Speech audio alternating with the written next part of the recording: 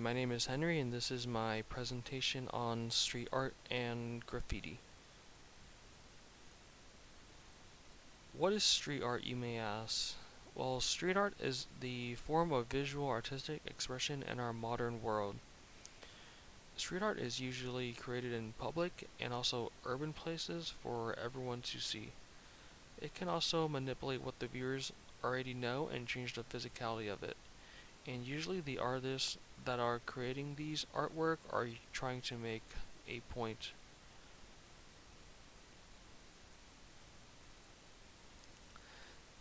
This is a short 3-minute video on street art, and it pretty much gives an overview of what street art is. So now we move into street or urban art or graffiti art. Just like so many other movements, we have probably 20 different possible names for it, but we're going to use street art for this section. And street art is becoming increasingly popular and increasingly accepted around the world, especially in the United States, where it can take on a number of different forms, as we're going to see. So, as usual, we need to start by defining our terms, or defining the idea as much as we can. Now, there is as yet no simple definition of street art. In fact, street art is amorphous. Street art is a lot of different things, as we're going to see. It encompasses art which is found in or inspired by the urban environment, and yet, to make it more confusing, it doesn't have to be part of the urban environment. With anti-capitalist and rebellious undertones, it tends to be a democratic form of popular public art, probably best understood by seeing it on site. So a piece like this you'd want to see on site as opposed to seeing it in photos, but there are limitations as to what we can and can't do these days.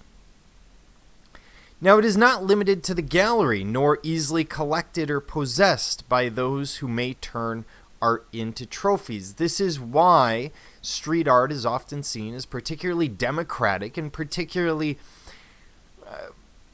anti-art market. Because you can't really own these things. Unless it's on your building, you can't do much about it. You can't own it. Anyone can do it. You don't have to know the right people.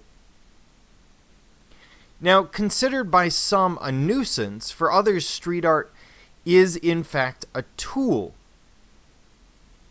for communicating views of dissent, asking difficult questions, and expressing political concerns. And actually the ideas of graffiti go back much, much further than you would think, as we're going to see. Its definition and uses are changing. Originally, street art is a tool to mark territorial boundaries for urban youth. Today, it is even seen in some cases as a means of urban beautification and regeneration. We've kind of gone the other way. Whether it's regarded as vandalism or public art, street art has caught the interest of the art world and its lovers of beauty. And that's why we're going to be climbing into this sort of amorphous beast, which is street art, because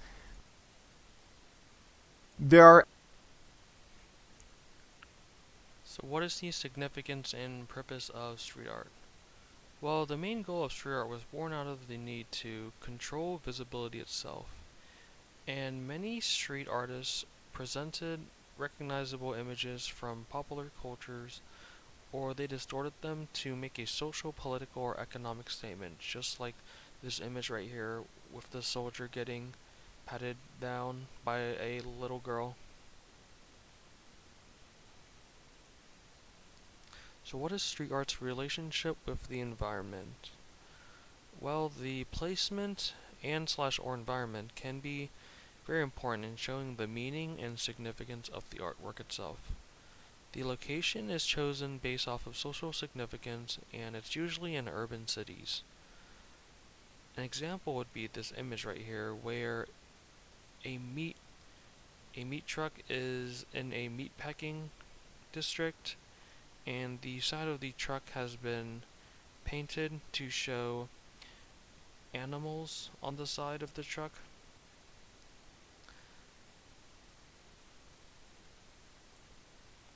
What is the history of street art and graffiti?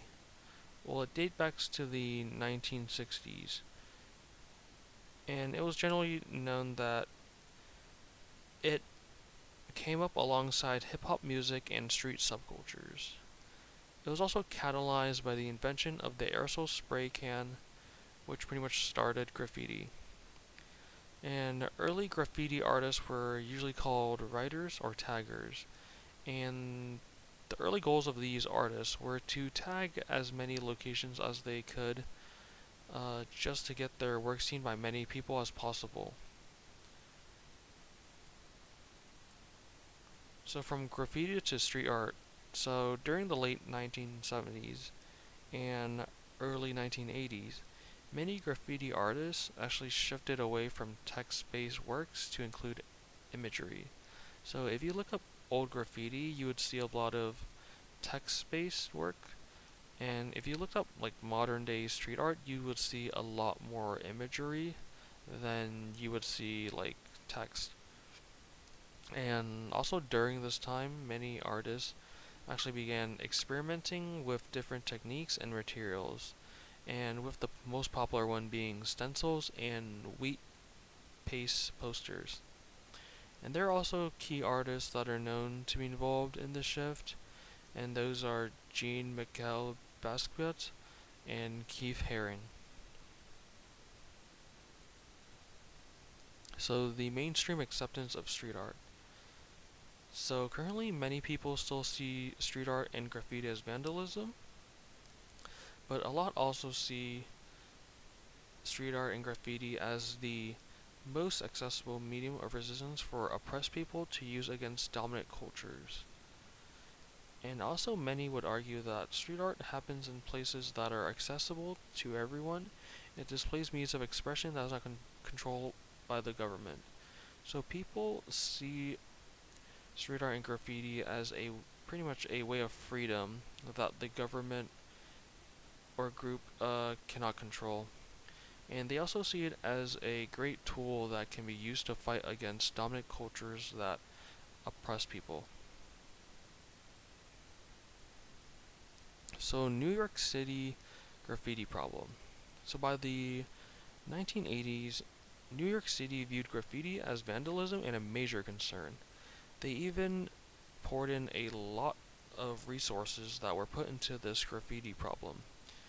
And people who argued that graffiti was a problem, major concern, basically said that the presence of graffiti caused people to have a feeling of confusion and fear because graffiti disrupted the visual order of things.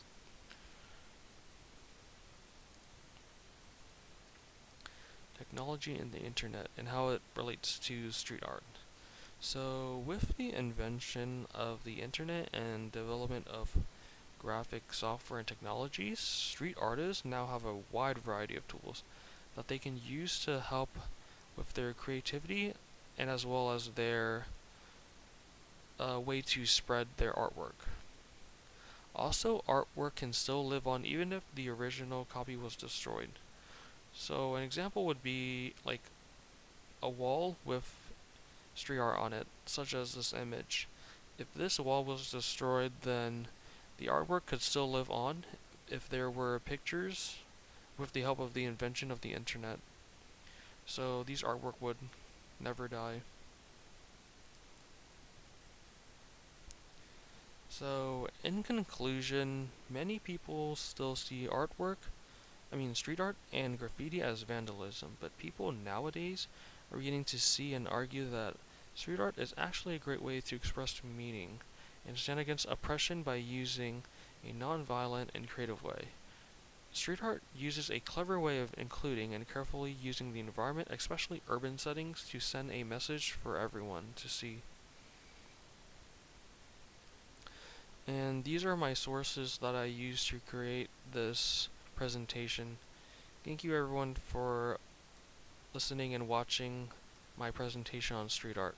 Thank you.